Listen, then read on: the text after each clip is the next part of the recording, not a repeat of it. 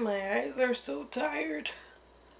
Hello friends! This past weekend I was in California with one of my best friends in the world, Sweeney, whose channel I will link below. She's also the one who co-founded Snark Squad with me. We were at Coachella and we left the last night at about midnight or so. It took us like forever and a day to get out of the parking lot.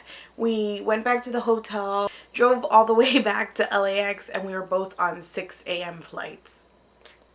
Anyways, I wanted to make a quick video just to try and start to get back into the swing of this whole thing. I mentioned in my wrap-up video, I believe, that I went through a little bit of a reading slump in the month of March, and someone left a comment asking what I define as a reading slump or how long before I go ahead and call it that I am in a reading slump. And I had already had an idea that I wanted to cover reading slumps in general as a topic, which is what I'm doing today. When I did my video on negative reviews, I mentioned a little bit how fascinating I found the book reading culture as a whole. I mentioned it in that context because there are a lot of ways that we feel okay giving negative reviews to other media and other places and other things, but when it comes to books, book readers tend to be very protective. I've never personally heard a movie watcher, for instance, say don't give that movie a negative review or else people will never watch movies again, but I have heard that said about books multiple times, like don't give books negative reviews,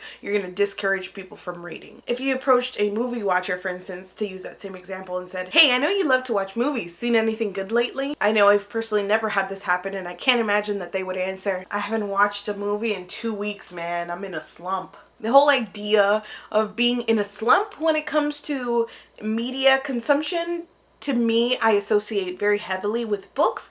And if you've had other experiences with it outside of books, please let me know in the comments. But to me, I've generally heard that language applied to books. I think there are several reasons for it. Book reading tends to be a daily habit for those of us who are very avid readers, or at least a weekly habit. And because of that, I feel like maybe it lends itself more to the idea of a slump. TV watching is also a daily habit, but I've never heard someone express the same kind of feelings about not watching TV for a day. Like, oh, I watch TV every day, but I missed out today. Ugh. All that to say that I think it's very funny that we as book readers tend to categorize ourselves as in a slump when we haven't done the thing for whatever period of time.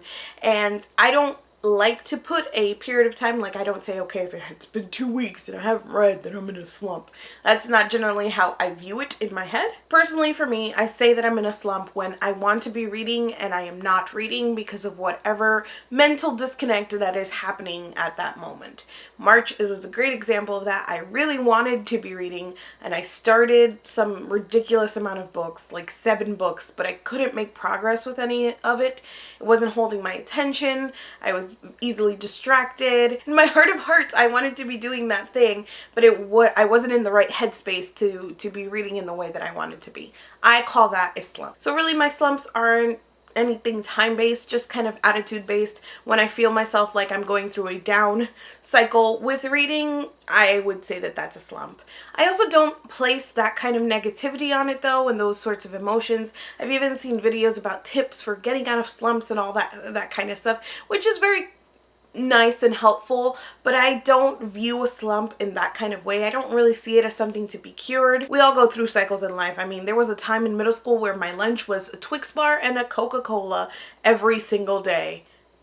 I grew out of it. I eventually got out of that food slump and discovered all the millions of other things that were available for lunch. If I feel myself going through a down portion of a cycle, I just kind of know that I will eventually come out of it. I don't fear for myself like I will lose the love of reading. Reading has been with me my entire life. I've always been a reader. As a child, I was a reader. In a family of non-readers, my library was all kind of salvaged from other places, so I have no fear that in one instance, if I stop reading for 2 weeks, that suddenly I will lose the passion or lose the ability or lose the I don't know what. So I don't have that fear, and I will never talk about reading slumps with that kind of language because I just know that it's kind of a passage of time thing. It's kind of all rambly and all over the place, but the main points moments where I find it fascinating that we even use the term reading slump when it comes to reading. I personally categorize a slump when I want to be reading, but there is a mental disconnect of sorts happening